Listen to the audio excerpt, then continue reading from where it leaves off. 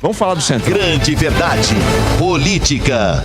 Enquanto o presidente da República distraía a atenção do cidadão brasileiro com essa patuscada do voto impresso auditável, o Centrão se mexeu e está se mexendo. E eles estão prestes a desmontar a legislação eleitoral. Querem emplacar aí uma mini reforma eleitoral até outubro. Eles querem aprovar um novo código eleitoral. Tudo isso está sendo, claro, liderado pelo senhor Arthur Lira, também conhecido como presidente da Câmara dos Deputados. O que vai mudar caso esse novo código eleitoral seja aprovado em outubro? Eu vi a lista, fiquei preocupado. Você ficou também? Fiquei bastante, viu? Bastante preocupado com essa relação horrorosa aqui que eles pretendem mudar até outubro já, né? Vamos ler além da propaganda política, eles vão querer, por exemplo, usar o dinheiro do fundão, aqueles 4 bilhões, que ele vai poder ser gasto, por exemplo, para transporte aéreo, compra de bens e imóveis também. O dinheiro do fundão vai poder ser gasto também em outras coisas do interesse do partido, conforme decisão da executiva do partido. Ah, que legal. Ou seja, eles vão decidir em que eles podem gastar, com que eles querem gastar. Então, se o partido achar que tem que usar o dinheiro do fundão na campanha para comprar um helicóptero, se for uma decisão da executiva do partido, tá aprovado, pode comprar, não é mais contra a lei. Não, vai poder comprar um helicóptero, um carrinho de bate-bate, um velocípede, o que quiserem comprar, bens móveis, imóveis, vão ficar bem à vontade para gastar esses 4 bilhões aí. É o dinheiro do fundão, lembrando que é o dinheiro do fundão que foi aprovado semana passada. O Bolsonaro falou que ia vetar, não vetou, 2 bi, passou 2. Lembrando que eram 2 bilhões, aí fizeram a proposta de 6. Eles são muito espertos. Eram 2 bilhões, eles jogaram para 6. Aí o Bolsonaro, não vou aprovar esse negócio e tal coisa, e aprovou 4. Ou seja, dobrou, porque aí fizeram aquela cena, não, é um absurdo e tal. De 2 para 6 foi para 4. Para mim foi um grande teatro aquilo ali, viu, Bárbara? Eu acho que era 6, justamente para chegar nessa conta dos 4 bilhões. Acho que era isso. Agora, uma das coisas que eu achei mais grave nessa alteração toda é o prazo para análise das prestações de contas, que cairia de 5 para 2. Né? E por que esse prazo de 2 anos? Ora, o Brasil realiza eleições de 2 em 2 anos. Então, depois de 2 anos, teria a extinção do processo, sendo que a Justiça Eleitoral não ia conseguir analisar todas essas contas em 2 anos, sendo que ainda tem que organizar também uma eleição a cada 2 anos. Então, esse período aí é estrategicamente pensado, quer dizer, uma imoralidade muito grande. O que eles querem é um cheque em branco para torrar o nosso dinheiro e não querem dar muita explicação, não. São milhares de candidatos do Brasil inteiro, né? Não dá para controlar tudo isso em 2 anos. Aí prescreve e fica por isso mesmo.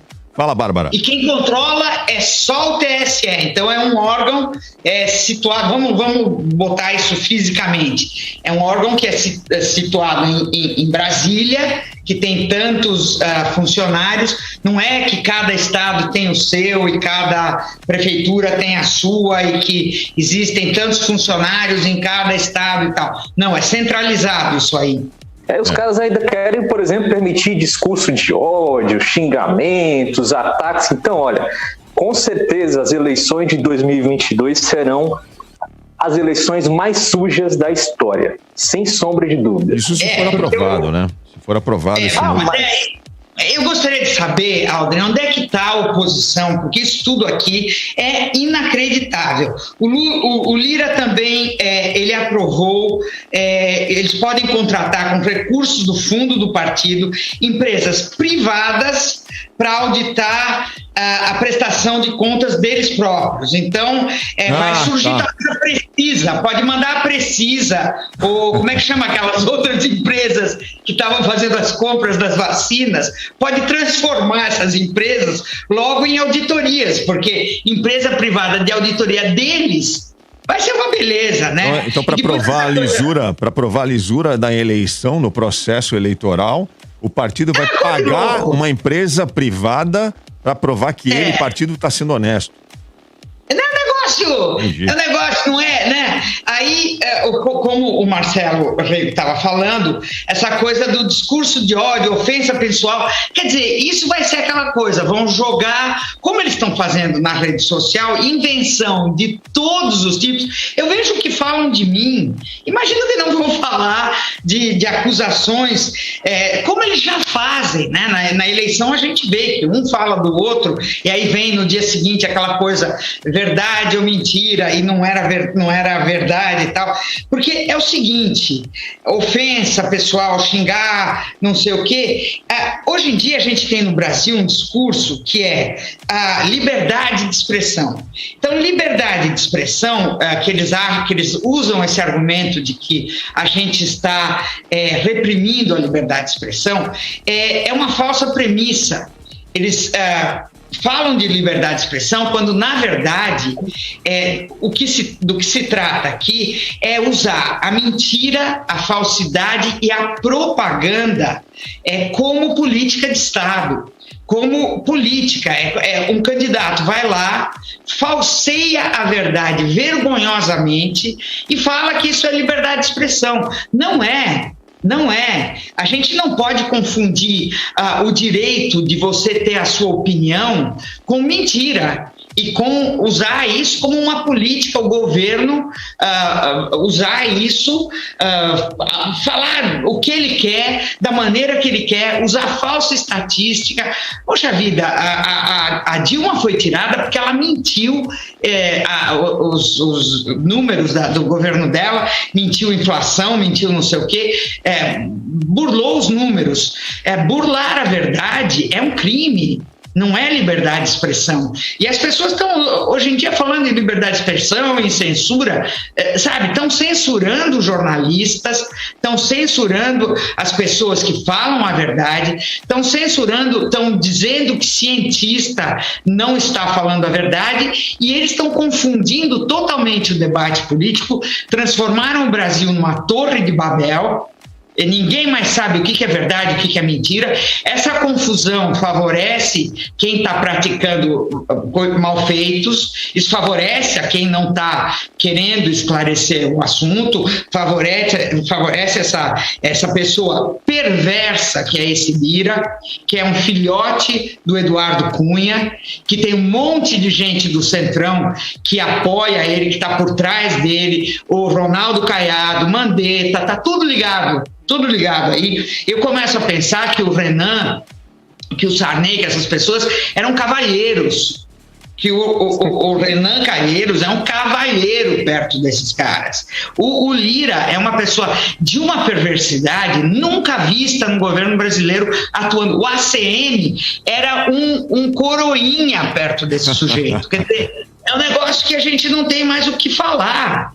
Esse o negócio que a gente está falando agora é perverso. Tem mais aí, essa lista é grande, é importante a população tá ligada no que os políticos pretendem que seja o novo Código Eleitoral. As multas, por exemplo, vão ter teto. Antes, o que está valendo hoje é assim, pegaram desvio de 10 milhões, 20% de multa. 10 milhões usado irregularmente numa campanha eleitoral, multa de 20%. Agora o que eles querem é que a multa máxima tenha o valor máximo de R$30 mil. Olha que bacana. Moleza, né? Eles querem regularizar até o transporte de eleitores, né? Que é uma coisa antiga. Quer dizer, hoje é proibido você transportar eleitores. Você chega numa cidade de interior, por exemplo, isso rola solto, Ave Maria, é um negócio impressionante. Quer dizer, você oferece o transporte para o cara ir votar, isso vira um voto de cabresto. Isso aqui do Nordeste nós enfrentamos por muitos e muitos anos e continuamos enfrentando, porque o transporte clandestino continua existindo também. Não é à toa que em cidades pequenas, a cidade de 20 mil habitantes aqui, por exemplo, precisa chamar reforço da Polícia Federal, porque existe compra de voto, existe essa coisa do transporte irregular. Quer dizer, isso aqui é uma lista gigantesca, o ouvinte saber, é uma lista gigantesca de absurdos, de algo que é inacreditável. É uma sinvergonhice que a gente está vendo aqui. É um negócio, e é escrachado mesmo. Eu prevejo o seguinte: se o Bolsonaro não se candidatar, porque de alguma forma o STF, a oposição conseguir, por uma sorte, impedir que ele chegue a cabo com essas coisas que ele está tentando fazer, o próximo presidente do Brasil possa ser o Roberto Jefferson. Com o Edir Macedo de vice, ou com a filha do Roberto Jefferson de vice. O negócio está caminhando para isso, gente. É para isso que nós estamos caminhando. Porque agora, é esse nível de bandidagem. Agora a gente precisa fazer aqui um chamamento público, né? O ouvinte, o internauta que nos acompanha, a gente tem que encarar o voto. O voto não pode ser como um ato fisiológico, sabe? Que você vai lá, deposita o voto e não quer mais saber. De 4 em 4 anos você vai lá, solta o voto e tchau. Não, você precisa conviver com quem você votou. Ah, meu candidato não ganhou. Escolhe outro. Pega um deputado aí que esteja lá, atuando lá no Congresso, vai nas redes sociais, vai no Google, coloca lá, deputado fulano de tal, Instagram. Deputado fulano de tal, Twitter, você vai achar o perfil desse deputado? Pergunta pra ele, usa 10 minutos da sua semana pra conversar, pra cutucar, pra provocar, pra questionar o seu político, o seu deputado, quem quer que seja. Ô cara, eu ouvi na rádio um tal de novo código eleitoral, vocês querem mudar as regras do jogo agora para as próximas eleições? Você não tá apoiando isso não, né? Pergunta, provoca, faz ele se manifestar. Isso é fazer política. Se todo mundo fizer isso... Eu vou pra rua, eu vou lá pra praça, porque 2 caras super sérios e mais uma velha louca falaram lá no rádio que isso, que aquilo, e aquilo me deixou de cabelo em pé, porque eu vi que vocês estão com um projeto completamente maluco aliás, isso aqui só favorece irregularidade. Como é que eles têm a cara de pau? É um item atrás do outro, não tem nada que seja a favor da lisura de eleições, que melhore o código eleitoral, não tem nada aqui que seja um upgrade no processo político, no processo eleitoral, que melhore para nós. Isso aqui tudo é para favorecer a eles. Então, nós continuamos, qualquer coisa que eles façam, especialmente o seu Lira, desde que ele entrou, é para melhorar a vida de deputado. É inacreditável isso. É descarado, né? Descaradamente. É descarado, é uma sem-vergonhice. Nós estamos falando... Não dá pra acreditar. Pois é, Bárbara, nós estamos falando uma semana depois deles terem aprovado o fundão de 4 bi, né? Exato. Olha como uma coisa é tão planejada. Eles aprovam o fundão, primeiro vão ver o dinheiro. 4 bilhões, conseguimos, passou. Fizeram aquela novela, aquele teatro. 4 bilhões para gastar em campanha eleitoral. Agora eles mudam as regras do jogo para gastarem esse dinheiro de forma mais confortável, sem burlar. Não, então tá acelerado o negócio. Você vê que ele tá fazendo tudo a toque de caixa. Vamos aprovar essas coisas. Já estava tudo engatilhado. Eles sabem exatamente o que eles querem. Isso já estava sendo falado há muito tempo e deve ser aquela treta, um vai pro gabinete do outro e pá, vamos jantar, vamos isso, e conversa e fica lá tretando, fica lá com estratégia e tudo isso já está rolando e eles estão todos de acordo. Quer dizer,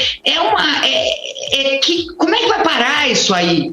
Eu fico pensando que até o próprio Bolsonaro, numa dessas, está sendo levado de enxurrada nisso, porque isso não é um plano do Bolsonaro, isso é um plano deles todos, e não é de hoje.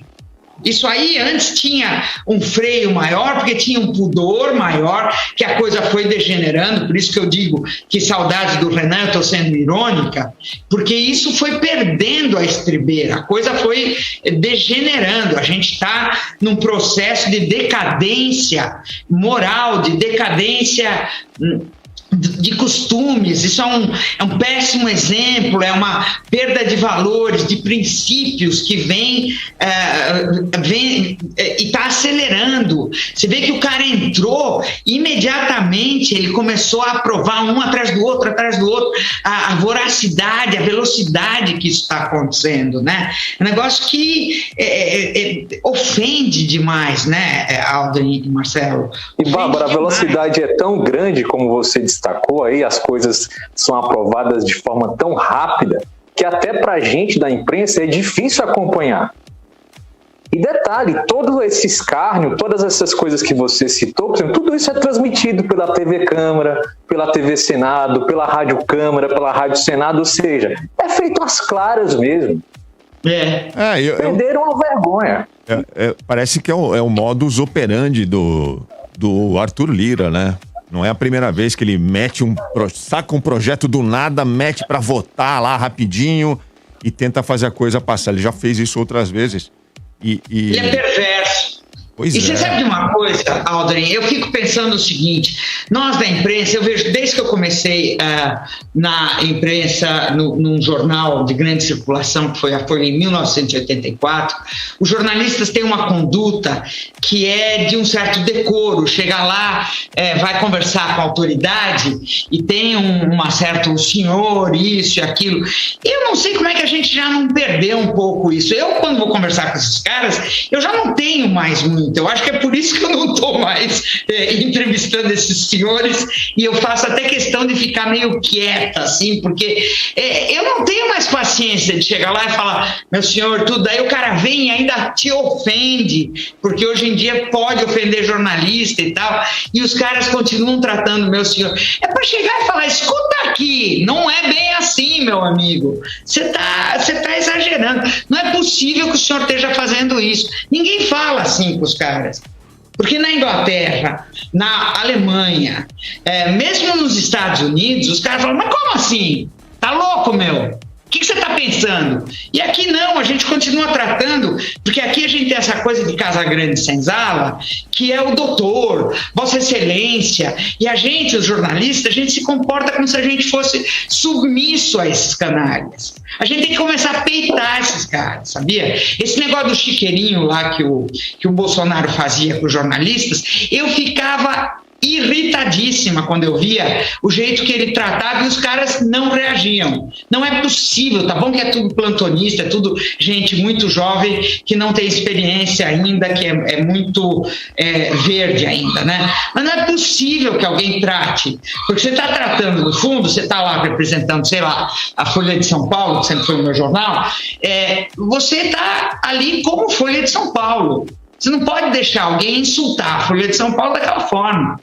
Você está representando a Folha, você tem que chegar e falar, escuta, como que você está me tratando dessa maneira? Sabe, eu não consigo engolir isso muito, sabe? Bárbara, isso me lembra, por exemplo, aquele pronunciamento do presidente Donald Trump, que os grandes canais de televisão interromperam a transmissão e deixaram bem claro, o presidente está mentindo. A gente precisa chamar as coisas da forma correta. Não colocar Bolsonaro erra ou passa informação falsa e tal. Não, Bolsonaro mentiu, deputado tal mentiu, Exato. Senador tal mentiu. É isso que a gente tem que fazer, deixar as coisas às claras. Esse projeto que hoje foi apresentado, Aldrin, se não for isso a gota d'água, vai ser o quê? Daqui a gente vai para qual? Daqui a pouco é o quê? Eles vão assalto à mão armada? O que vem depois desse código eleitoral aqui? É isso que eu me pergunto. Depois desse escracho vem o quê? O que os jornais, o que a opinião pública é obrigada a fazer? A gente tem que ir lá e fazer uma Bastilha? O que a gente tem que fazer? A gente tem que falar com os deputados, tem que cobrar lá nas redes sociais. Eu já falei aqui, vai no Twitter. Deputado tá sempre ligado em Twitter, Instagram, vai lá e reclama. Tem que ir lá Mas cobrar. você acha que isso é equivalente? É equivalente? Os caras que fazem um negócio desse, o que o STF tem que fazer? Eu acho que é coisa de levar essa gente no camburão, imediatamente pegar esse senhor Lira, encostar o carro ali no Congresso, ali bem na frente, ali naquela porta, falar, ô senhor Lira, desce aqui, já algemar e levar o homem, porque diante de um descalabro desse, eu não sei qual é a resposta que a sociedade tem que dar para um negócio desse. É um descaramento, realmente é um negócio. Ainda bem que a gente está notando isso aqui, dando destaque para esse assunto, em vez da gente gastar o programa falando de voto impresso auditável, que é a pauta do momento, né? Todo mundo só pede essa bobagem agora. A gente está falando de algo que é muito mais importante, que diz respeito diretamente à sua vida, porque eleições determinam a vida de todos os cidadãos. Então a gente está aqui alertando você. Participe da vida política, vai lá no seu Instagram. Em vez de ficar só curtindo foto de gente bonita lá no Instagram, tira 10 minutinhos da semana, vai lá, fala com um deputado lá. Ô, deputado, e aí, você vai votar a favor desse troço aí? Eu não voto mais em você, hein? Tem que falar assim, cara. Efetivamente, o que isso aqui quer dizer? Quer dizer que o TSE acabou. Não tem mais nenhuma... O objetivo é esse. O TSE não tem mais valor de nada. Acabou o TSE. Exatamente. Joga o TSE no Rio Tietê. Resumindo, você resumiu bem. O objetivo é tirar o poder e enfraquecer totalmente o TSE. A grande verdade.